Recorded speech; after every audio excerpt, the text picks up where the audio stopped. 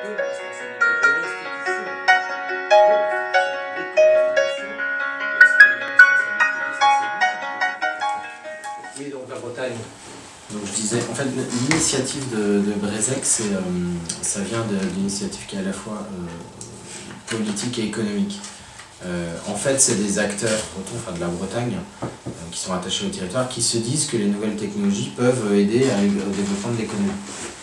Et notamment, la première idée de Brezec, c'était pouvoir rapprocher les Bretons qui cherchent des emplois, des stages, les rapprocher des entreprises bretonnes, en Bretagne ou bretonne d'ailleurs, en jouant sur cet aspect communautaire en fait, qui est assez concret, et qui est très concret pour la Bretagne, parce que c'est un territoire qui a une histoire, voilà, les gens sont attachés, etc. Partant de là, voilà, il y a un petit collectif qui s'est créé. Un collectif d'association, oui, d'organisation politique. C'est une association qui se veut apolitique et qui comprend des gens qui sont à la fois issus du monde associatif, donc des clubs de Bretagne, des choses comme ça, du monde politique, donc il y a des gens qui des élus, des élus, et puis du monde de l'entreprise. Ce petit collectif-là, ce qui les réunit, c'est la Bretagne. Et ils sont venus autour de ce projet. Ils sont allés voir Vincent Bolloré et ils lui ont demandé de financer un projet en fait, voilà, qui puisse faire à la fois la promotion de la Bretagne, mais aussi aider au développement économique. Et plutôt que de répondre par un chèque, Vincent Bolloré en fait, les a guidés vers nous. Et c'est encore mieux parce que nous, on peut réaliser le projet, c'est encore mieux qu'un chèque. Voilà. Donc l'enjeu initial, c'est l'emploi, mais évidemment, ça dépasse l'emploi. L'enjeu, il y a d'autres choses qui se greffent. À la fin, in fine, c'est ce que vous disiez tout à l'heure, c'est les smart cities. Alors nous, c'est pas juste les cities, c'est un territoire numérique. Faire de la Bretagne un territoire maillé au point de vue du numérique, pas seulement au niveau des infrastructures, mais aussi au niveau soft, puisque la Bretagne, elle a tout un réseau fibre, etc. Donc elle est très bien munie sur l'aspect physique, mais donc l'idée c'est maintenant faire un réseau social, donc on envisage à terme, le potentiel est grand. C'est un potentiel qui se situe à plusieurs niveaux. Évidemment ça va se situer au niveau économique, mais ça va se situer dans les écoles. Et c'est vrai que faire en sorte que le numérique se déploie, ça passe d'abord par un déploiement intelligent chez les jeunes. Absolument. Je pense, et donc dans l'école. Sauf que si vous voulez, aujourd'hui dans l'école, il y a un certain nombre de solutions qui sont mises en œuvre ici et là. Nous, on se veut être un outil générique, un outil qui fait une chose et qui la fait bien, et qui ne fait pas 1000 choses mal, si on veut. Voilà. Et ce discours, on a le même dans les entreprises. Le positionnement, c'était voilà, générique, simple, évidemment, question d'argent, moins cher que les autres, parce que simple et générique. Alors, ce qui pourrait intéresser justement les enseignants, je pense aux enseignants du premier degré, puisque c'est un peu là où, si vous voulez, la diffusion des espaces numériques de travail est loin d'être généralisée, en particulier du fait de 38 communes, c'est beaucoup, et surtout des petites communes, et bien souvent sans beaucoup de moyens financiers. Oui. C'est le fait que vous dites, bon c'est simple, c'est pas cher, c'est gratuit pour les... C'est gratuit pour les écoles, absolument. Pour les écoles, mais c'est surtout une garantie de sécurité et en particulier de protection des données personnelles. Absolument, ça c'est le deuxième volet. C'est le deuxième volet. Dans l'ordre du positionnement. Ce qui est important, c'est que c'est un réseau social.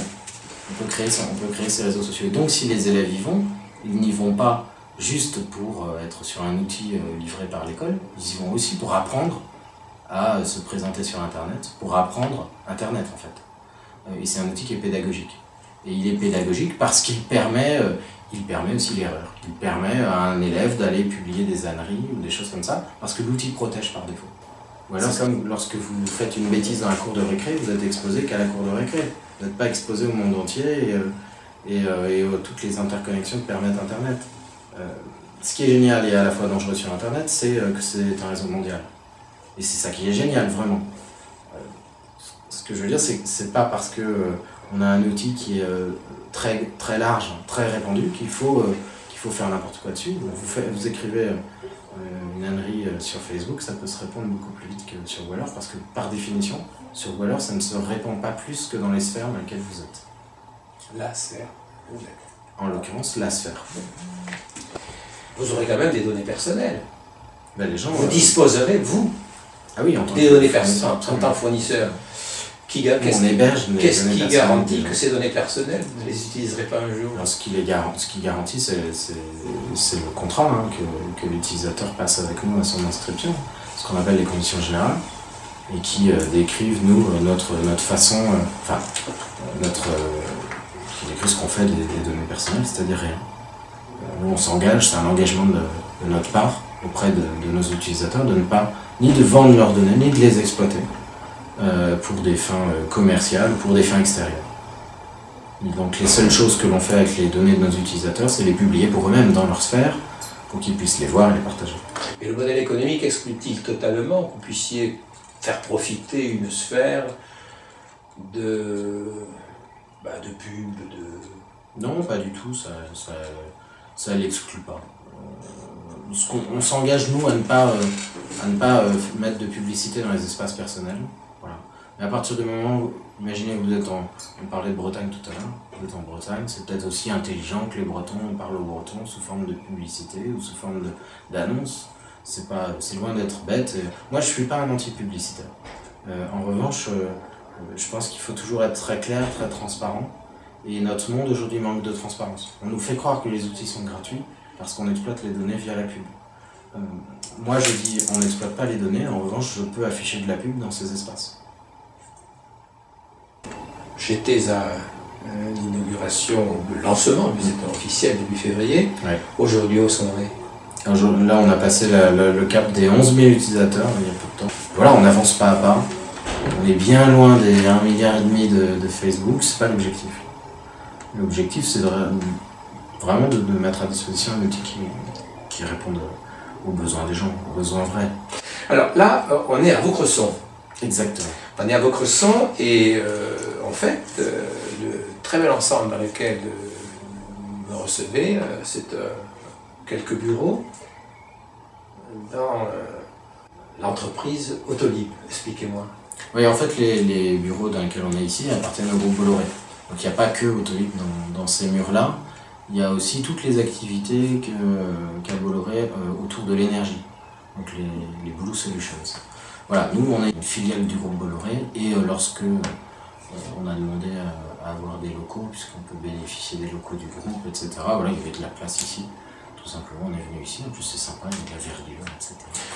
Il y a aussi un contexte au plan technologique qui est quand même particulier. Il y a l'idée effectivement d'avoir ici un centre, si on élargit un peu le sujet, un centre, comme vous le disiez, tourné vers l'innovation, oui.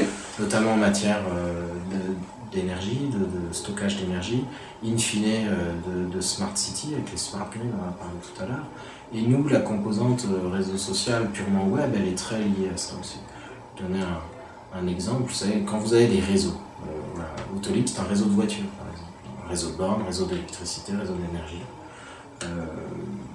Eh bien vous pouvez imaginer de mettre des réseaux un réseau humain ou un réseau téléphonique, voilà. Toutes ces choses-là elles sont liées, mais c'est vrai qu'aujourd'hui on est petit, et même Autolib par rapport à nous c'est une très grande entreprise, on progresse pas à pas.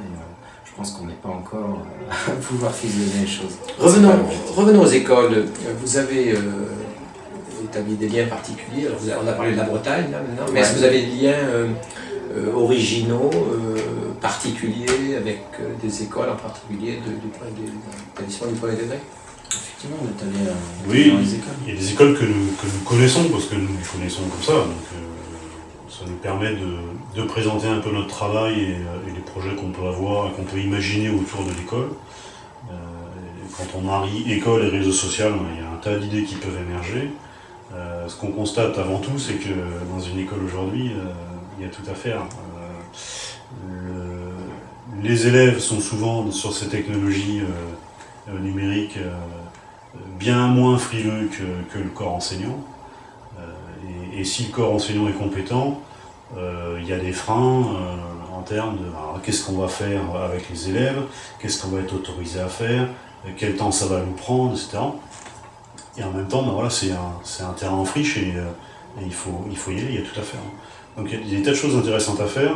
Ce qu'on a commencé à faire, c'est dans l'idée de la classe numérique, à partir du moment où on dit la classe, c'est pas la classe de maths, c'est pas le mercredi de 8 à 10, c'est une sphère où les gens sont connectés, ils sont connectés aussi en dehors des cours, ils sont connectés le soir, le week-end, pendant les vacances, ils ont des questions pour la prof, ils ont des questions entre eux, ils travaillent sur un exercice de préparation au bac ou je ne sais quoi. Ça peut se faire dans la sphère. Rien que ça, tout le monde trouve ça génial et les gens n'hésitent pas vraiment à utiliser l'outil. Par contre, il faut arriver à changer un peu les mentalités, à se dire aujourd'hui on a les outils pour le faire. Et avec les réseaux sociaux publics qu'on connaît, si on arrive devant la direction d'un établissement en disant vous allez faire une extension de votre classe sur Facebook, ça va pas marcher. Hein. Les gens ils sont frileux par rapport à ça, vous le disiez, même les gens se désintéressent parmi les jeunes, mais alors parmi les adultes c'est encore pire, ils ne vont pas exposer les jeunes sur des réseaux comme ça. Donc le fait qu'il y ait un réseau privatif, ça c'est super intéressant. Il faut les convaincre que c'est sécurisé, il faut les convaincre que c'est utile, que ça va dynamiser leur classe, etc. Puis alors, tout est gagné, on peut tout faire. Et vous avez des cas où, effectivement, c'est comme ça que ça marche? On a des tests qui ont démarré déjà. C'est difficile de dire à quelle vitesse ça fonctionne, mais déjà on observe, les retours qu'on a sont forcément des retours positifs. C'est-à-dire que ce qui fonctionne, c'est très bien. Et on a surtout pas mal de projets de lancement, on va dire plus officiels, moins à l'échelle de test, pour la rentrée de septembre. C'est sûr que c'est difficile d'arriver en cours d'année. On a présenté nos premiers projets en mois de février un petit peu en disant on va démarrer des choses. On arrive en milieu d'année, là c'est les vacances de Pâques sont passées, c'est fini, quasiment l'année scolaire est pliée. Par contre c'est peut-être le bon moment pour lancer des tests et c'est ce qui se passe. Donc les tests démarrent et les tests vont convaincre pour la rentrée de septembre. Ça c'est intéressant. Parce qu'en septembre on va avoir des vrais lancements, de vraies classes complètes. Autour de vraies pédagogies qui ont été pensées à l'avance. Je reviens à ce que vous disiez, si je comprends bien, les maths, ou le français, peu importe. Ça se déroule pas automatiquement le lundi de 8 à 9 ou de 11 à 12, qu'importe. Ça fonctionne entre élèves, ça fonctionne avant l'école, ça fonctionne à d'autres moments de l'école, ça fonctionne hors de l'école. Oui. C'est une toute autre vision de l'apprentissage, ça, et de l'éducation. En fait, oui, c'est simplement une petite ouverture d'esprit, parce que l'élève, lui, quand il rentre chez lui, qui fait ses devoirs le soir, on ne s'occupe pas de savoir s'il est 18h, 20h, 22h, si c'est le week-end, etc. Simplement, là, on lui fournit un support supplémentaire dans un espace où, en plus, il sait que les sujets qui sont posés là, et les questions qu'il peut adresser, il peut les adresser à l'ensemble de la classe, donc il y a une sorte de collaboration de l'apprentissage, et puis, en même temps, au professeur. Et le professeur, il n'est pas non plus dans l'immédiateté de devoir répondre dans les 5 minutes, comme il l'est en cours. Il peut laisser les élèves interagir entre eux, il peut poser je sais pas, des hypothèses, etc. Enfin, les méthodes de travail sont du coup beaucoup plus intéressantes, beaucoup plus variées. Donc là, le professeur, il peut observer bien plus les choses et puis voir un peu comment les élèves se comportent dans un univers qui est vraiment différent de la salle de classe physique, quoi. Je pense que ce qui change vraiment par rapport au mode traditionnel, c'est la collaboration. C'est apprendre aux élèves à travailler ensemble, puisqu'on est beaucoup... Et apprendre peut-être des autres. Voilà. C'est ce qui se passe. C'est en fait la transformation qu'on observe en entreprise. En entreprise, on passe d'un modèle individuel à un modèle collaboratif aujourd'hui généralisé. On apprend à écrire des documents ensemble, on apprend à travailler ensemble. Et ça, cet apprentissage, moi personnellement, je ne l'ai pas reçu à l'école. Vous le regrettez ?